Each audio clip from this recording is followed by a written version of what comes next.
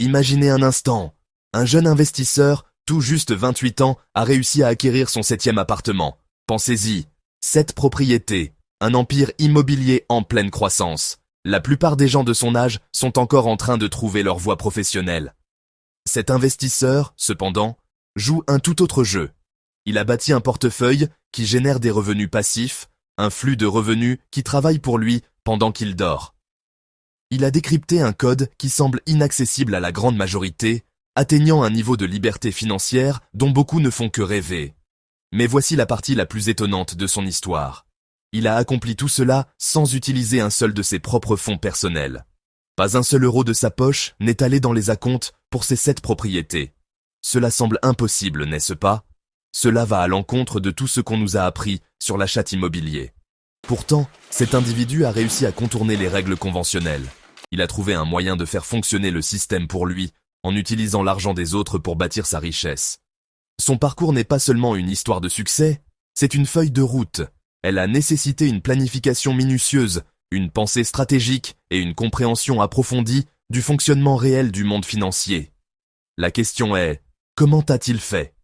Quelle est la méthode exacte qu'il a utilisée pour convaincre les banques de financer ses affaires les unes après les autres, sans qu'il ne débourse d'argent? Dans cette discussion, je vais révéler sa technique précise. Je vais décomposer les stratégies qu'il a employées, les conversations qu'il a eues et l'état d'esprit qu'il a adopté. Cependant, cette histoire de succès incroyable a un côté sombre. Un danger caché se tapit sous la surface de cette réalisation impressionnante. Il y a un piège. Un piège mortel que 95% des investisseurs immobiliers, qu'ils soient nouveaux ou expérimentés, ignorent complètement. Ce jeune investisseur, malgré sa brillance et ses 7 propriétés, a failli tomber dedans. Il a évité de justesse une catastrophe financière qui aurait pu anéantir tout son portefeuille et le laisser ruiner. Cet écueil caché est quelque chose dont les banques ne vous avertiront pas. Les agents immobiliers oublieront commodément de le mentionner. C'est la différence entre construire une richesse durable à long terme et construire un fragile château de cartes destiné à s'effondrer sous la moindre pression.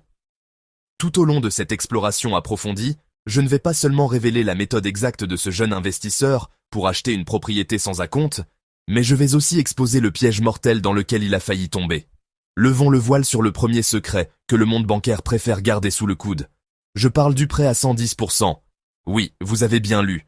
Un prêt qui couvre la totalité du prix d'achat d'une propriété, et 10% supplémentaires en plus de cela. Elles ne l'annoncent pas publiquement. Elles le réservent aux clients qui savent le demander. À quoi sert ce 10% supplémentaire? Il couvre tous les coûts liés à l'achat. C'est le fondement de l'investissement sans apport. Cela transforme l'équation. Acheter un actif générant des revenus avec l'argent de la banque. Pourquoi une banque accepterait-elle cela? Cela semble risqué pour le prêteur. Exact. Plus de risques pour eux. D'où l'exigence d'un dossier impeccable. Votre projet doit être solide comme un roc. Changez la question. Puis-je avoir un prêt? Voici une opportunité commerciale exceptionnelle. Financez-la. Approchez la banque avec professionnalisme. Changez la dynamique de pouvoir. Vous devenez un investisseur sérieux qu'ils veulent financer. Le deuxième secret est aussi puissant, mais il est encore moins connu que le prêt à 110%. Ce secret est l'utilisation stratégique d'un calendrier de remboursement différé, également connu sous le nom de report de prêt ou de période de grâce. Imaginez que vous venez d'acheter une propriété qui a besoin de quelques travaux de rénovation avant d'être prête à être louée. Sans un plan de paiement différé, vous seriez sous une immense pression. Cependant, avec un plan de paiement différé en place, toute la situation change. Pendant cette période de report, la propriété commence à travailler pour vous immédiatement. Vous pouvez accumuler une importante réserve de trésorerie. C'est un moyen puissant de faire en sorte que votre première propriété finance l'acquisition de votre deuxième. Tout comme le prêt à 110%, l'obtention d'un calendrier de remboursement différé nécessite une solide stratégie de négociation.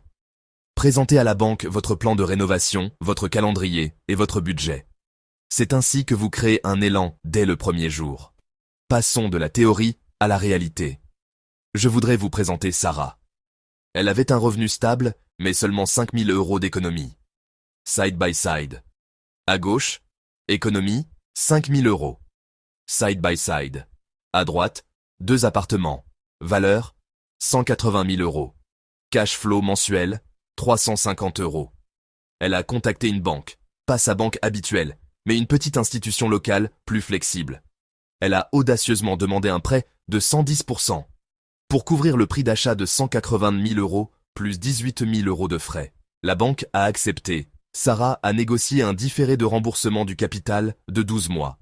Pendant les 9 mois suivants, elle a perçu 1 300 euros de loyer, tout en ne payant qu'environ 350 euros par mois d'intérêt. Cela lui a permis de mettre de côté plus de 8 500 euros de bénéfices purs. Lorsque ses remboursements complets de 950 euros ont commencé, elle était déjà en position de force. Sa propriété générait 1 300 euros de revenus contre 950 euros de dépenses, laissant un flux de trésorerie positif de 350 euros chaque mois. Sarah est passée de quelques économies à propriétaire de 2 actifs générateurs de revenus sans dépenser un centime de son propre argent pour l'achat. Son histoire prouve que ce n'est pas un fantasme, c'est une stratégie concrète et reproductible. Regardons maintenant Léo, l'investisseur de 28 ans dont j'ai parlé au tout début. Son histoire montre comment prendre cette stratégie et la développer rapidement. Affichez le schéma de parcours. Le premier achat de Léo fut un studio. Il a utilisé exactement la même méthode que Sarah, un prêt de 110% et un échéancier de remboursement différé. Mais c'est là que son approche est devenue encore plus agressive et stratégique. Il ne s'est pas contenté de thésauriser cet argent. Lorsqu'il a approché la banque cette fois, sa position était considérablement plus forte. Il n'était plus un primo-investisseur sans expérience. Léo a répété ce processus méthodiquement. Sa 3e propriété, sa 4e propriété. Il a approché une autre banque. C'est une autre tactique cruciale. Diversifiez vos relations bancaires. Il a créé un effet boule de neige. Les capitaux propres et le flux de trésorerie de ses premières propriétés ont fourni le levier et la crédibilité. C'est ainsi que Léo a atteint 7 propriétés à l'âge de 28 ans. Ce n'était pas de la chance, mais alors que Léo passait à l'échelle, il se rapprochait dangereusement du piège mortel que je ne cesse de mentionner. Un piège qui devient encore plus périlleux à mesure que votre portefeuille s'agrandit. Les histoires de Sarah et Léo sont incroyablement inspirantes. Elles démontrent que les obstacles à l'investissement immobilier peuvent être complètement démolis. Mais attendez, c'est précisément le moment où la plupart des gens se laissent emporter par l'excitation. Ils commencent à bouger, mais ils regardent dans la mauvaise direction. Il y a quelque chose que Sarah et Léo ont failli manquer. Ils construisaient une tour magnifique sur des fondations qui présentaient une minuscule fissure presque invisible, une fissure qui s'élargissait à chaque nouvel étage qu'il ajoutait. Il y a un dernier secret que vous devez comprendre, un secret qui, combiné à la connaissance du piège, vous rendra pratiquement imparable. Alors, vous comprenez maintenant comment obtenir de la banque un financement à 100% et même les frais associés. Vous savez aussi qu'un danger caché se cache juste sous la surface, un piège qui menace de faire dérailler même le parcours le plus prometteur. Le prêt à 110% vous donne la voiture. Les paiements différés vous donnent une longueur d'avance. Mais ce secret final, c'est le système de freinage. C'est la direction. C'est l'airbag, c'est ce qui vous donne le contrôle. Sans cela, vous n'êtes qu'un passager dans un véhicule à grande vitesse en espérant ne pas vous écraser. Êtes-vous prêt? Le secret final que je suis sur le point de révéler va vous choquer. C'est le chaînon manquant qui relie tout. Restez à l'écoute, car ce qui s'en vient changera à jamais votre façon de voir l'argent et l'immobilier. Avant de vous révéler la méthode ultime, il est crucial de comprendre ce qu'il ne faut pas faire. La première et la plus courante des erreurs est de tomber amoureux de la propriété elle-même. Vous n'achetez pas une maison, vous achetez une entreprise. La deuxième erreur fatale est de faire confiance aux chiffres fournis par le vendeur. Ne faites jamais confiance aux calculs de quelqu'un d'autre pour votre avenir financier. La troisième, et peut-être la plus subtile, erreur fatale est l'incapacité totale à planifier la sortie. Vous reconnaissez l'importance de commencer avec la fin en tête. C'est la méthode fondamentale, le principe directeur qui régit chaque décision d'un investisseur qui réussit. Je l'appelle le principe de la priorité au flux de trésorerie. La règle est simple et non négociable. Vous n'achetez une propriété que si elle génère un flux de trésorerie positif dès le premier jour, même avec les estimations les plus conservatrices et un prêt de 110%. Si les chiffres ne montrent pas un bénéfice mensuel clair, vous passez votre chemin. Aucune exception. En adhérant strictement à ce principe, vous éliminez 99% des mauvaises affaires sur le marché. Nous sommes arrivés au moment critique. Le piège mortel est la croyance séduisante et dangereuse que toute dette de propriété locative est une bonne dette. Avec un prêt de 110%, vous avez une équité négative. Le solde de votre prêt est supérieur à la valeur marchande de l'actif. Vous marchez sur un fil sans filet de sécurité. C'est une position d'extrême vulnérabilité.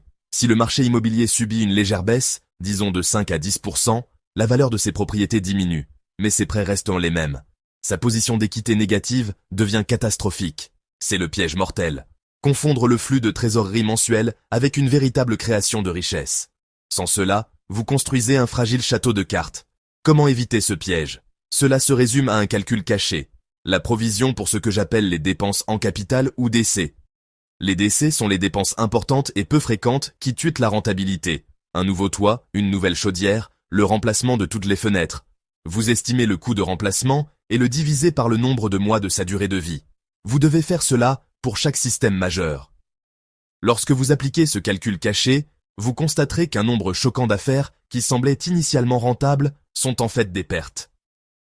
Ce calcul rigoureux est votre défense ultime contre le piège mortel. C'est le secret pour transformer une bonne dette en une grande richesse. La connaissance est un pouvoir, mais seulement quand elle est suivie d'une action décisive. Étape 1. Devenez un expert local. Vous devez connaître votre marché cible, si bien que vous pouvez repérer une bonne affaire en quelques minutes. L'étape 2 consiste à constituer votre équipe professionnelle avant même d'en avoir besoin. L'étape 3 consiste à préparer votre présentation financière. L'objectif est de vous présenter non pas comme un emprunteur plein d'espoir, mais comme un partenaire commercial sérieux. L'étape 4 consiste à commencer à analyser les offres. Enfin, l'étape 5. Faites des offres. Décomposons cela en un plan d'action concret de 90 jours. Mois 1. Recherche et équipe. Au 30e jour, vous devriez être capable de réciter les taux de location et les valeurs immobilières dans votre sommeil. Mois 2.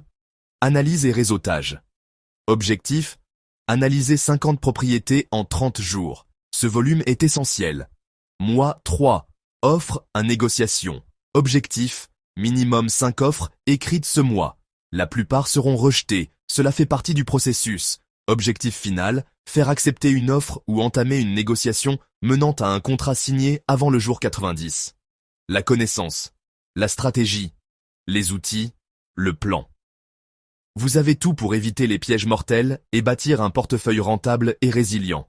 La seule variable restante, votre engagement à des actions cohérentes et disciplinées. Le voyage commence aujourd'hui.